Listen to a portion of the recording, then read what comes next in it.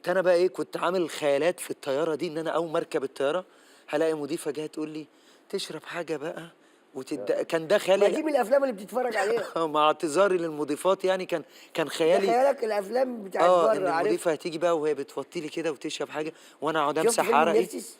فيلم ايه؟ مع كمل كلام. ايه ده انت بتقول يا عم ما فيش حاجه جنب. مفيش. فانا ايه، حبيت استخف دمي مع مضيفه، فما اعرفش انها جزائريه بتفهم عربي بالعافيه.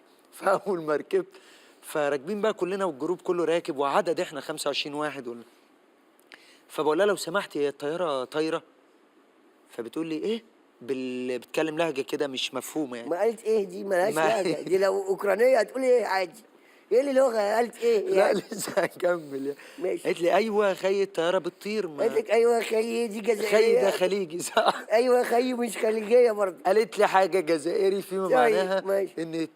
ان الطياره ممكن تقول لك حاجه كده، لما جيبي بيتكلموا ايوه كده دول. حاجه زي كده. قد يجي علي كده بيتكلموا كده.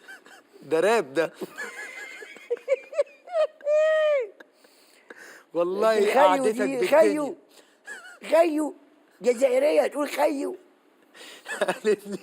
قالت لي ايه، دخيلك الله. دخيلك الله. لا ده اعلان سمنه زمان ده، فاكره ايوه لا. جرات يا مشدوبه.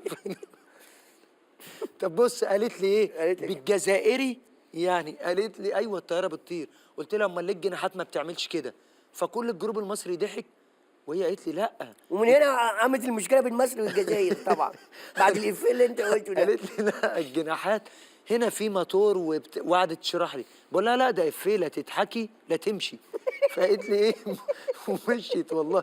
وجالي الكابتن وموضوع قال لي هو في حاجه. كان الكابتن ده بقى بيبقى لابس 10 رقم 10 وعامل علامه في ايوه ايده. صح، ده بيبقى اقدم واحد في الطياره بيديله الكابتن. بيقف جون ساعات. ساعات لو نط بباراشوت بيبقى اقدم راكب، اول واحد ركب هو اللي بياخد الشاره. بياخد الشاره. انت ركبت طيارات قبل كده يا عم شكشك؟ لا. اركب بقى في برج العرب. اركب في برج العرب طياره. في طياره ان شاء الله. طيب وايه بقى وصلتوا الجزائر؟ وصلنا الجزائر بقى. كل بقى اللي انت بتقوله جوغوبو هو ده الحزن اللي عشنا فيه. ايوه. رحنا هناك مش فاهمين حد ولا حد فهمنا، بيتكلموا عربي بالطلب اصلا.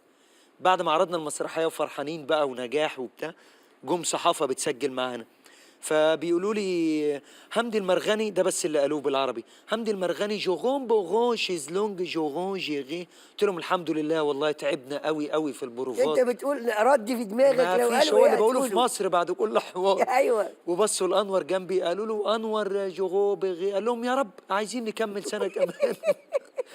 ما حدش فاهم حاجه والله. ليه يا عم؟ ناس كويسه وبنفهمهم. لا لا لا، بس هم دمهم خفيف زي المصريين، تعرف كده؟ طبعا. والله دمهم خفيف جدا الجزائريين. طبعا.